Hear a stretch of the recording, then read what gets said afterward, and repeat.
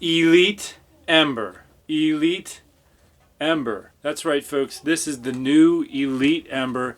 I'm going to do a very extensive review on this bow. The new Elite Ember is a 31 1/4 inch axle to axle bow. It weighs 3.6 pounds. The brace height is 6 1/4 inches. The draw length goes from 15 inches to 29, and the draw weight goes from 10 pounds to 60 pounds. Some of the things that stand out about the Elite Ember out of the box is that it has the expanded riser.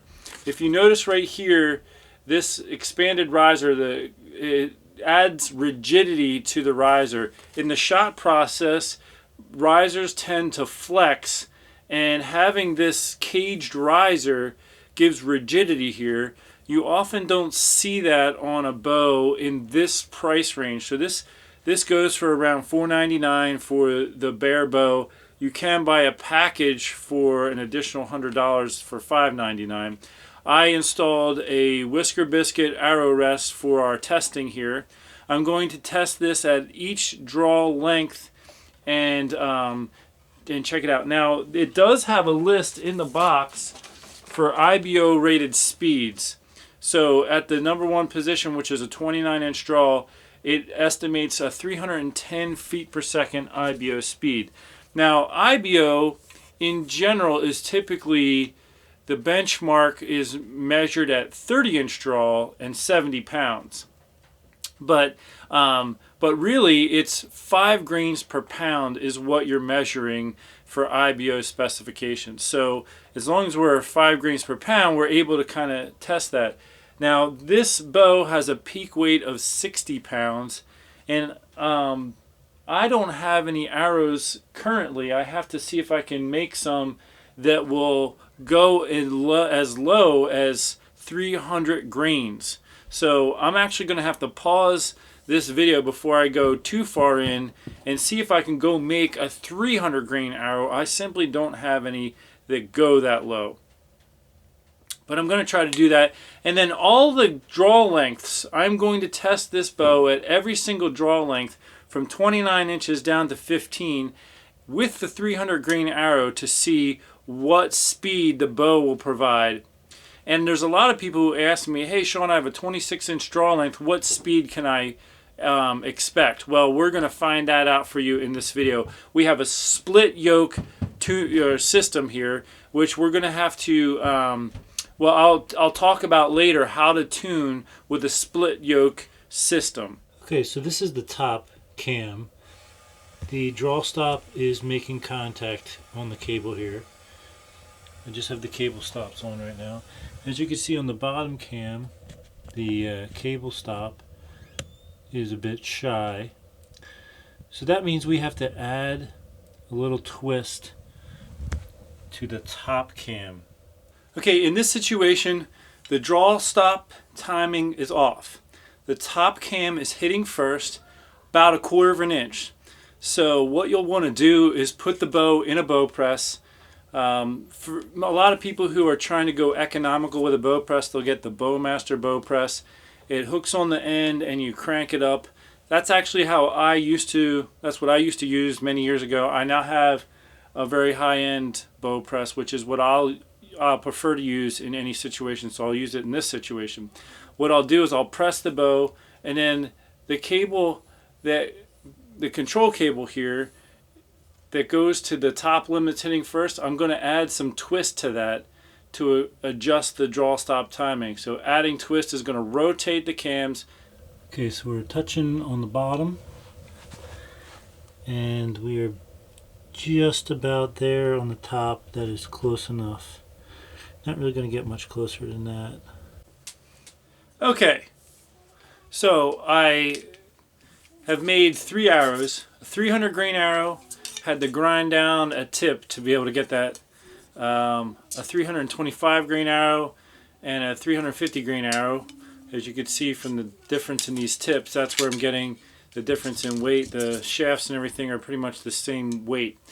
So the results for my first round of testing, 29-inch draw, almost 61 pounds, but right around 60. For the 300 grain arrow, I got 305 feet per second. 325, I got 295 feet per second. And for the 350 grain, I got 289 feet per second. Let's continue to see what the results are for the different draw lengths going down each inch. And let's go to 28 inch next. All right, so I'm using the chart that comes with the bow. Tells you what setting to put the draw mod on to achieve the correct draw length. So number 2 setting on the draw mod will give you the 28 inch draw length according to the chart here. So I put it on the number 2 draw mod setting. I'm not sure if there's enough light in here to really enable you to see that the draw mod is on the number 2 setting here. So that would be right here where my finger is. It's on number 2. However, when I put it on the draw board, it came in at 28.5 on the dot. So just be aware that if you're looking for a specific draw length, you know, there could be some variance in that regard. I'm going to just go by their measurements though and their settings. So at that setting, at the 28 inch setting, which actually gave us 20.5 inches, our 350 grain arrow was 278 feet per second. The 325 grain was 285 feet per second. The 300 grain arrow was 293 feet per second. Now I'll put it on the 27 inch draw length setting and see what we get. I put it on the number 3 setting for the cam, which is supposed to be 27 inch draw. It came in at exactly 27.5 inch. So here is the number 3 setting. I hope you can see it there. So it came in at, like I said, 27.5. My 300, here let's review that. My 350 grain arrow was 263 feet per second. My 325 grain arrow was 270 feet per second. And my 300 grain arrow was 278 feet per second. Now I'm also planning to build a web page to put charts of my data, the draw curve and everything. So if you're interested in just staring at some of this data and really comparing it and seeing it in chart form, I'll put a link in the description section of this video to take you to my website for that. Okay, our theme continues at the number 4 setting, which I have the bow on. At the number 4 setting here, it is 26.5 inch draw. So if you want to get precise on like a 26 inch draw, you'll just go extra, you'll go to 4.5 instead of the 4 inch setting or number 4 setting. But anyway, so that's giving us 26.5 inch draw length. The peak weight was just about the same. It was 56.6. It was the limbs are maxed out.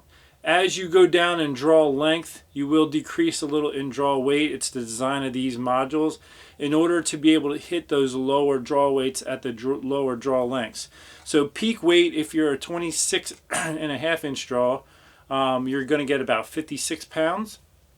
And here's our reading. Now I reversed the order of the arrows this time.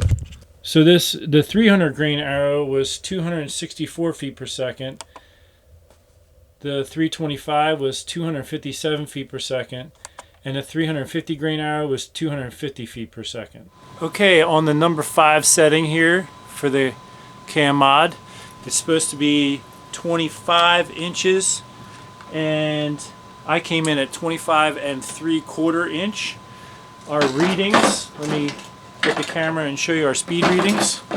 Okay, for the 350 grain, 251 feet per second. No, excuse me, that was the 300 grain. For the 325, it was 243 feet per second. 350 grain was 236 feet per second. Okay, I've just put it at the 24 inch draw setting, and it measured exactly 25 inches. And let's look at our speed ratings for our 3 arrows.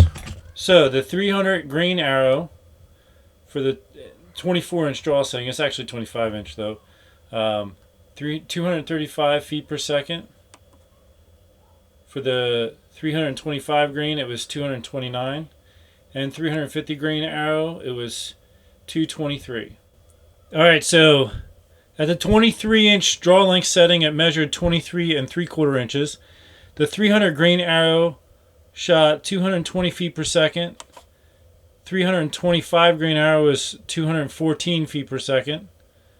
And the 350 grain arrow was 209 feet per second. And the peak weight, when I put it on the scale, it was at 45 pounds. And that again is for the 23-inch draw mod setting, which measured more like 23 3/4. Okay, so going from the number 7 to number 8 setting on the cam mod, so going from 23-inch draw to 22-inch, the screw hole is blocked by the limb. So what I did is I backed the limb bolts all the way out, because I figured when you do that you could work on the bow, and I was right.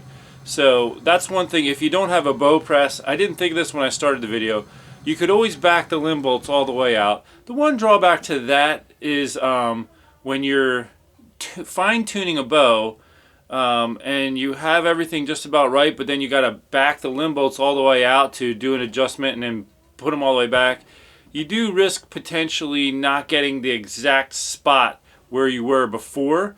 I have other tuning videos where I talk about, a lot of times what I'll do is I'll take a Sharpie and I'll put a mark on this area here and then a mark on the bolt itself to try to line it up.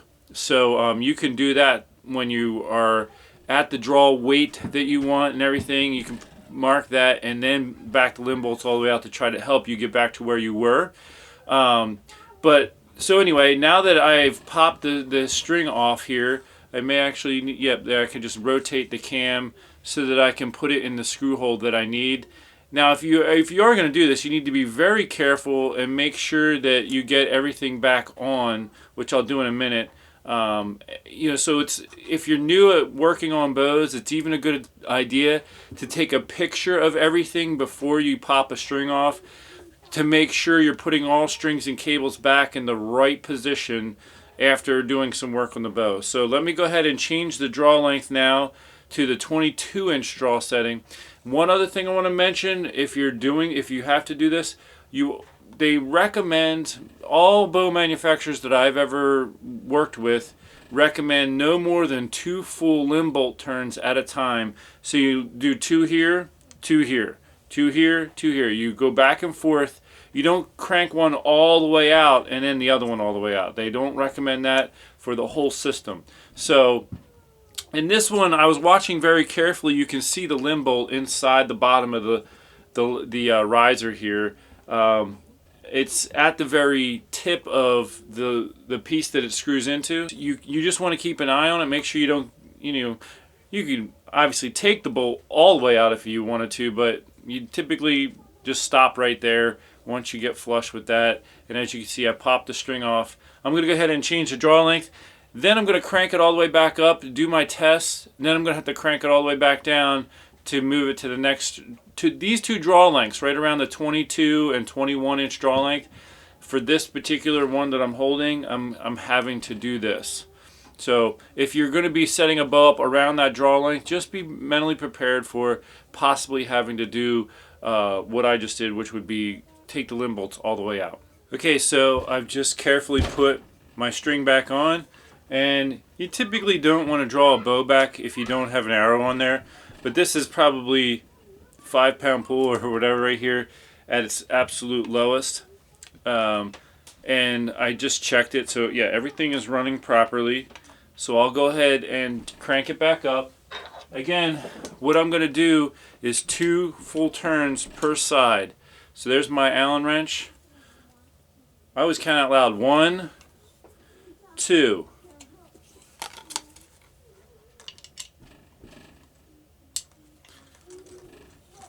One, 2. Now, what I'll also do is, since it's 2 at a time, they're back even again.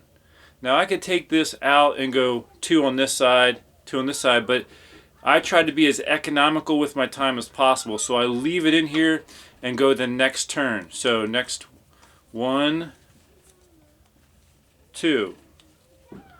So in that sense, I am still seesawing but I'm saving a little bit of time by doing, so now I'm going to watch. I'll turn 2, 1, 2. Now they're even again. Now it's the same as if I took this out and went back to the other end. I got to do 2 on one side to get ahead anyway. 1, 2.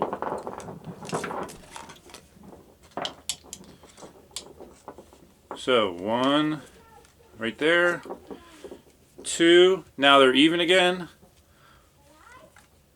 1, 2. So now I got them both cranked in as far as I can. I got it on the new draw length. I'm going to put it on my draw board and check the draw length before I do my next round of shots. Now, one thing I will mention is if you are off with how many you've unscrewed, right now I'm maxed out, so I know that they're equal. But you could also measure the tiller, which is the distance from, I usually pick a specific point, like right where the riser meets the limb pocket, and I measure to the string on both sides. That measurement should be the same. That's called your tiller measurement. If it's off, that means one of these is off. So if you're screwing it back up or unscrewing it and you're like, oh, I forget where I was at, you could always measure the tiller to see if they're equal. If they're not equal, that means one is off. And then you can, if this one, let's say if this one is farther away, that means you need to tighten it up more. And that tightening process is going to pull the limb up and pull the string in and, you know, make it eventually equal to this one. Okay, so at the 21-inch draw length mod setting, I measured 21.5. Again, this is not a big deal. You just would go to a half increment for the between the draw stops. So there's a 1, 2, 3, 4, 5, 6, 7 all the way up. They're numbered, and then between the two numbers is a slot for you to do that. And so you would just, you know, go to that. If you need like a 22-inch draw, you would just go to the half. If your model ends up being like mine. So mine is measuring a ½ inch off of the listed chart that they give you. 2 other tips I want to give you if you're having to change a draw length for, if you get this for a child or a girlfriend or a spouse or even for yourself. If you need to do this, you want to be careful with loosening and tightening the screws for the draw mod. If you over tighten them, you could strip out the draw mod, which you don't want to do because then you're going to have to replace the draw mod. So there's that. The other thing is there's multiple holes that you could ultimately put your screws in. So like, for example, right now, this is the sliding slot, and the outside edge is the static spots, where right now I'm right underneath the limb stop here, or the limb itself. All right, so here's a little light shining down in there. So the screw right now is right underneath the limb, but as you can see, the outside edge is out here is where your screw holes are that don't slide. You're going to put the screw right where the number is on the other side. So right now the screw is under the limb. I'll flip it over and show you. The number corresponding is kind of blocked by that cable right there. The numbers you could see out here on the edge go all the way around, and my little tick mark, which is right underneath the limb, is pointing right at the number. Okay, so at the 20-inch draw length setting, I came in at 20.5 as I would expect at this point. What I'm going to do is show you the speed ratings, but really what we're doing is we're getting out of the realm of what's realistic, in the sense that we're basing this off of a 300 grain arrow, which is 5 grains per pound when you're shooting at 60-pound pull. However, the way they design these modules is that you're going to decrease draw weight as you decrease draw length, so that you can get to those lower draw weights for those shorter draw lengths. So right now at 20-inch draw length, my peak weight, the absolute maximum weight you can get out of the bow is 37.44 pounds. Now to get 5 grain per pound arrow, you know, it's going to be a lot less than that. I'm shooting a 300, 350, 325 grain arrow. So it's not giving us an actual, you know, IBO type of reading. We're just using the same arrows as we go down. So anyway, for the 300 grain arrow, it was 174 feet per second. For the 325 grain arrow is 169. and 165 for the 350. What I'll do is I will go ahead and test it with these 3 arrows all the way down to the 15-inch draw mod setting, and I'll put that data in the spreadsheet that I'm going to put on my website so you can check it out there.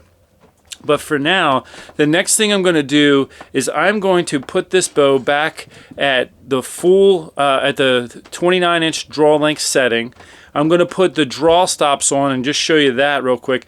To me, this is the cream of the crop when it comes to this this caliber bow as far as price range. Usually the weakest thing on these bows is the back wall. It's mushy. You know, you hit that back wall and it's kind of a mushy feeling, but with this you actually get limb stops, so it's going to be rock solid on the back wall, and there is no other bow that I've tested in this price range that can do that, that does that, and to me this is huge. So let me go ahead and put those draw stops on and everything, and we'll go over some of those details.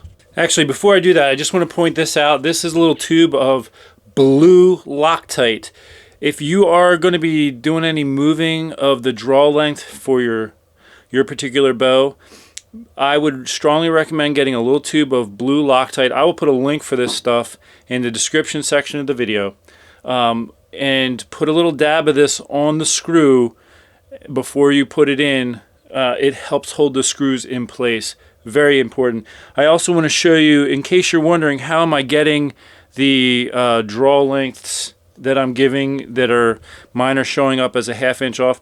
I bought this draw board from Lancaster Archery. It costs a couple $100 because I needed one that would be portable when I would travel to different places to verify draw length, draw weight, and also the cam timing of bows when I'm testing them. So here is my draw board. I just put some camo felt stuff around the end so that I'm never scratching up any of the bows I'm testing. The scale came with the unit. This is just a safety cord that you put on, and then the scale gives us our weight reading. This is how I'm getting the poundage. As it goes up, it increases. I also want to mention that for the bulk of these draw lengths that I've been testing, it hits peak weight anywhere between 15 and 18 inches. So these lower draw lengths that I've been doing, right around 15 inches is where I'm hitting peak weight. At the longer draw lengths, like 29, 28, 27, I was hitting peak weight right around 18 inches.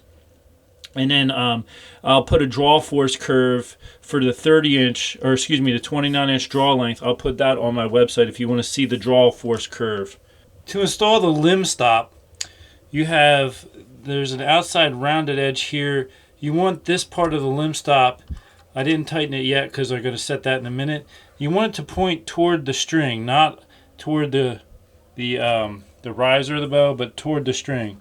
So the part with the limb stop is pointing toward the string. So on the other side here, you have sort of an outside rounded, the outside edge is sort of rounded. That is going to line up with the outside edge of the module, and you just tighten those 2 screws right there. Okay, with the bow on the drawboard, drawn back, I have my limb stops touching that plate right there on both sides and then tightened up. Alright, so here is one of the big differences between this bow and every other bow I've ever shot in this category. I'm going to draw back, rock solid back wall. I can't budge it. That is so nice. Normally it's real spongy. When you can draw to the exact precise distance every time, it does help with accuracy. You can get the same exact anchor point. The longer the draw length, the more power it puts into the arrow, and that'll change your arrow flight. So if you're overdrawing the bow on one shot and not drawing it as far on the next, that's going to change how much power is going into the arrow. So having the limb stops really can help with being consistent and accurate. Okay, so I just did the testing how much draw weight change you have per limb bolt turn. And I wanted to point something out as I got down near the bottom. The string itself and the string stopper here, you can see there's a distance between the two. As you let the limb bolts out, it moves the string this way. So you'll want to reset the string stopper, and the way to do that is there's 2 screws right in here. You'll loosen them, slide it out till it just barely comes in contact with the string, and then tighten those back down. But let me give you an overall synopsis now that I've done some extensive testing with this bow, and some of the things I really like about it that make it stand out over other bows in this category is Elite just seems to have a really nice finish on their bow. The colors really pop. They're really rich. You know, so this is a really high quality finish on this bow. The limb pockets are made of aluminum. A lot of times on these price point type bows, $400 or $500 range, you'll see plastic limb pockets. So we have aluminum limb pockets. For the draw module, it's aluminum, so, like the Bear Cruiser G2 I have hanging right here. So the Bear Cruiser G2, you know, that's like a plastic limb module. So there, you know, you have a quality difference there. The limb pocket is plastic on the Bear Cruiser G2. I mentioned drawing lines. I drew lines on this bolt and the limb pocket there so I could see when I'm tightening and loosening the bolts, I could see where that lands. I didn't do that yet on this, but I probably will. Well, I'll probably set this up for one of my children. But I mean, just comparing the finish. If you look at the finish of this Bear Cruiser G2 and the color of the leaves and stuff, it's just a higher quality on the Elite. The colors pop out. The edges of the Elite are smooth compared to the edges of the Bear Cruiser G2. It's not as refined, the Bear Cruiser G2. So it's just, when you're holding this bow, you feel like you're holding a higher quality bow. Another game changer in this price range for me is the limb stop. Having that rock solid back wall. You never want to draw a bow without an arrow on it. Pointed, I have a target right here. So I'm going to draw this and point it at the target. But rock solid back wall. I'll just give you an example. I'll draw this Bear Cruiser G2. Now the Bear Cruiser G2 is set up for my son. So the draw weight is very low on this right now, and the draw length, but look at how spongy the back wall is. I mean, for a kid, that's, you know, okay, but if I draw and I'm anchoring here on this shot and I aim and I shoot, and then the next shot I'm back here, that's adding a lot of power to the arrow. It's going to, you know, at farther distances, it'll cause the arrow to hit high. If I don't draw it back as far, it'll hit lower. My kids are playing right upstairs. That's what all the banging is. But, you know, so that is a huge help, though, having the limb stop when it comes to being able to shoot with accuracy and consistency. With this, man, I'm hitting that limb stop, I'm hitting that same draw length every time. I can't budge that. That is right on the money right there. And it's a very smooth draw cycle. So anyway, I do give the Elite Ember the edge in many ways, comparing it to other bows in its category. If you can hunt with this. So people ask me, you know, how much weight do you need to hunt? A lot of states, minimum requirement for a compound bow is around 35-pound pull, maybe 40 in some states. This can go up to 60. So as long as you're meeting those minimum requirements, you're in good shape. So all in all, I really give this my top pick in this category if it's going to meet your specifications. If you're only going to be shooting up to a 60-pound pull and you're no more than a 29-inch draw, whew, it's kind of hard to beat this bow right here. And I do want to give a special thanks to Elite for sending me the bow to review. And I hope that, you know, that becomes more of a trend. You know, it's so, I could do so much of a better review right here, where I could take the time, put it on my draw board. I got a bow press. I can get the bows dialed in, get the draw stop timing on so the bow performs at its peak performance, all that. I can't do all that when I'm filming at a pro shop. I'm really at their mercy, and depending on how busy they are, I got to move out of the way for customers. So I do appreciate, thank you Elite for sending this to me to be able to review. And I mean, it's just a very impressive bow for this price range. I'm going to do a separate video on how to paper tune or just tune the bow. get into yoke tuning and getting perfect arrow flight out of this bow. So make sure you check back on my YouTube channel for that.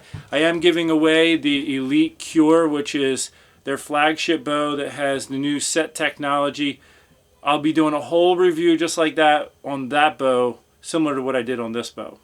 Also, one last reminder, if you want to see the charts that I generated from the data I collected today, make sure you follow the link to my webpage. I also encourage you to sign up for my newsletter there. That's one way to find out about when I'm doing the Elite Cure giveaway and how to get in on that. So sign up for my newsletter when you get over to the website. Until next time, take care and God bless.